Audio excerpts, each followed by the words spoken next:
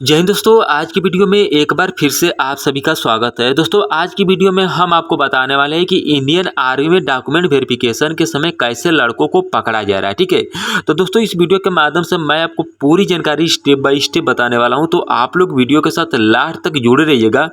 तभी आपको पूरी बात समझ में आएगी। ठीक है, और दोस्तों आप लोग से एक छोटी सी रिक्वेस्ट भी है कि अभी तक मेरे चैनल को जितने लोग सब्सक्राइब नहीं किए तो मेरे चैनल को सब्सक्राइब कर ले, और बगल में बेल आइकन की घंटी होगी उसे भी आप लोग प्रेस कर ले, ताकि डिफेंस से रिलेटेड जो भी नया नोटिफिकेशन आए, अगर आप इस चैनल के माध्यम से जुड़े होगे तो ये नोटिफिकेशन आपके पास सबसे पहले पहुंचेगा। तो दोस्तों मैं वीडियो को प्रारंभ करता हूं कि इंडियन आर्मी के जितने भी कैंडिडेट अगर भर्ती देख रहे हैं तो उनको पूरी बात समझ में आना चाहिए। ठीक है, कि सेना में क्या क्या रूल होता है और सेना से रिलेटेड आपको किस प्रकार की जानकारी भी होना चाहिए, ताकि आगे चल के आपको किसी भी प्रकार की वहाँ पे समस्या का समाधान न करना पड़े। ठीक है, तो दोस्तों सबसे पहले मैं उन कैंडिडेट के लिए बताना चाहता हूँ जो कैंडिडेट डॉक्यूमेंट वेरिफिकेशन के समय रिजेक्ट कर दिए जा रहे हैं, उन्होंने क्या गलती कर दे रहा है जिस कारण से उनको कठिनाइयों का सामना करना पड़ रहा है। तो दोस्तों जिस कैंडिडेट के पास भी अगर 10th की मार्कशीट यानी कि दोबारा 10th पास किया हो, तो वे सभी कैंडिडेट को वहाँ पे रिजेक्ट कर दिया जाएगा। दोस्तों ऐसा क्यों किया जा रहा है? क्योंकि दोस्तों अगर आपके पास पहले यानी कि एक मार्कशीट ऑलरेडी पहले से पड़ी है, ठीक है, उस पर आप क्या दौड़ निकाल चुके हैं, लेकिन आपका फाइनल सिलेक्शन नहीं हो पाया है, वहाँ पे आपका यानी कि आधार वेरिफिकेशन हो चुका है। आधार वेरिफिकेशन में दोस्तों आपका वहाँ पे 10 फिंगर का स्कैनिंग किया जाता है। ठीक है, जब दोस्तों आपका 10 वहाँ पे फिंगर का स्कैनिंग कर दिया जाएगा, तो आप दोबारा 10th पास करके इंडियन आर्मी की भर्ती देखने के लिए जाओगे, तो वहाँ पे डॉक्यूमेंट वेरिफिकेशन के समय रिजेक्ट कर दिए जाओगे। ठीक है, तो दोस्तों आप लोगों को ऐसा गलती नहीं करना है। आप लोगों को इससे समाधान क्या करना चाहिए, जो भी नए लड़के भर्ती देख रहे हैं इंडियन आर्मी की, ठीक है,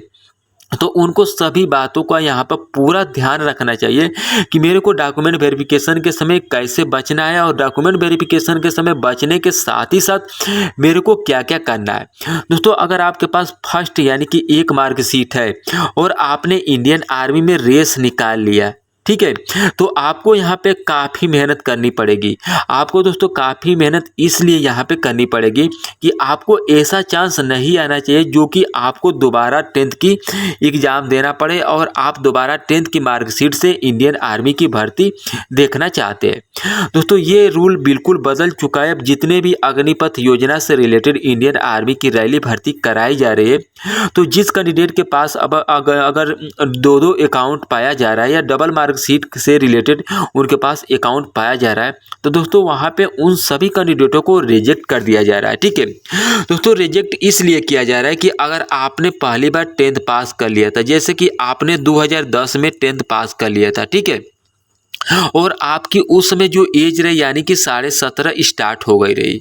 लेकिन आपने सभी इंडियन आर्मी की रैली भर्ती जितने भी आपके स्टेट में डिस्ट्रिक्ट वाइज आई, आपने सभी भर्तियों को देख लिया, लेकिन आपका सिलेक्शन नहीं हो पाया। दोस्तों आपने रेस भी वहाँ पे कंप्लीट कर ली, रेस के साथ ही साथ आपका मेडिकल भी पूरी तरह से वहाँ पे सक्सेसफुल हो गया, लेकिन आपका एग्ज़ाम नहीं निकल पा रहा था। ठीक है, तो दोस्तों आपका एग्जामिनेशन नहीं निकल पा रहा था, आपने वहाँ पे सारी मतलब कि जो आपकी लिमिट बची थी भर्ती की, आपने लिमिट को वहाँ पे एंड कर दिया। ठीक है, और वहाँ पे आपका एज भी ख़त्म हो गया। तो आप वहाँ पे गलती क्या कर देते हैं कि आपने दोबारा 10th पास करते हैं वहाँ पे, ठीक है, और अपनी आप वहाँ पे एज को कम करते हैं, इंडियन आर्मी की रैली भर्ती को फिर से आप देखना चाहते हैं, आप सिलेक्शन होना चाहते हैं। लेकिन दोस्तों ये 2020 तक तो ये पूरी प्रोसेस चली है। जितने भी कैंडिडेट अगर 2020 से और 2021 से पहले जितने भी कैंडिडेट दोबारा 10th पास करके इंडियन आर्मी की भर्ती देख रहे थे, वहाँ पे उन सभी कैंडिडेटों को कोई प्रॉब्लम नहीं आ रहा था। लेकिन जो 2022 में अग्निपथ योजना से रिलेटेड इंडियन आर्मी रैली भर्ती कराई जा रही है, दोस्तों यहीं पे सभी कैंडिडेटों को प्रॉब्लम आ रहा है। दोस्तों प्रॉब्लम वहाँ पे कैसे लड़कों को पकड़ लिया जा रहा है, मैं ये भी आपको बताने वाला हूँ। दोस्तों अगर आप पहली मार्कशीट से आपने रेस निकाल चुकी है, ठीक है, आपका वहाँ पे जो 10th का फिंगरप्रिंट होता है, यानी कि 10 अंगुली का आपका फिंगरप्रिंट यानी कि स्कैनिंग किया जाता है, वहाँ पे सारा आपका रिकॉर्ड वहाँ पे अपलोड कर दिया जाता है, ठीक है। दोस्तों अगर आप दोबारा 10th पास कर भी रहे तो आप वहाँ पे name, father's name, mother's name, आप सब कुछ चेंज करवा सकते हो, ठीक है। लेकिन जो आपका 10th के यानी कि 10 का फिंगर लगा है वे आप किसी हालत में वहाँ पे चेंज नहीं करवा सकते, ठीक है। आप अपना आधार नंबर को भी वहाँ पे चेंज नहीं करवा सकते। दोस्तों अगर वो आपका वहाँ पे 10 का 10 फिंगरप्रिंट में से कोई भी अगर फिंगर स्कैनिंग करेगा तो आपका पुराना वाला डाटा भी वहाँ पे शो करेगा, या आपका आधार नंबर वहाँ पे जैसे ही डालेगा लास्ट का 4 डिजिट वहाँ पे सारा आपका रिकॉर्ड वहाँ पे शो करने लग रहा है, ठीक है। ये दोस्तों रूल ये 2022 से रिलेटेड अग्निपथ योजना से ही लागू किया गया है। लेकिन जो भी कैंडिडेट के पास यानी कि एक ही मार्कशीट है, ठीक है,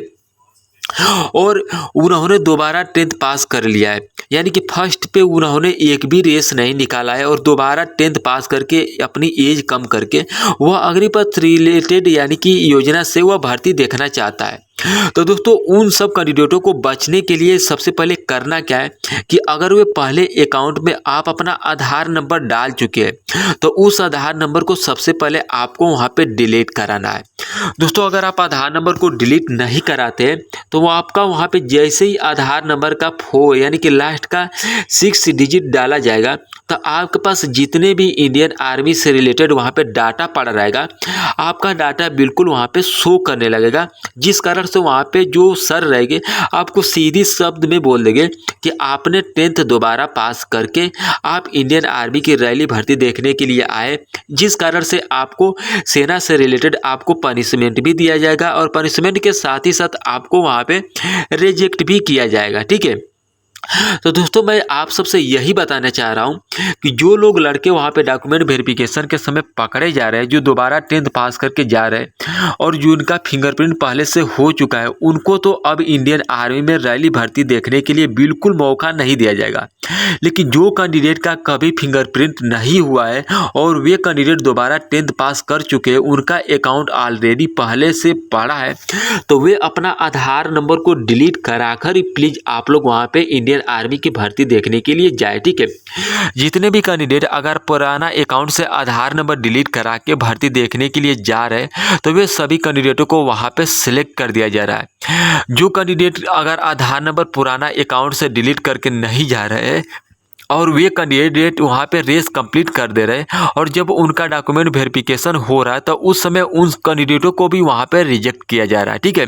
तो दोस्तों इस वीडियो के माध्यम से मैं जो भी इन्फॉर्मेशन दिया हूँ बिल्कुल आपका उस इन्फॉर्मेशन मैं सच दिया हूँ। अगर आप इस रूल को फॉलो करते हुए आप इंडियन आर्मी अग्निपथ योजना से रिलेटेड अगर आप आर्मी की भर्ती देखने के लिए जाते हैं तो आगे चलकर आपको कोई प्रॉब्लम नहीं आ सकती है।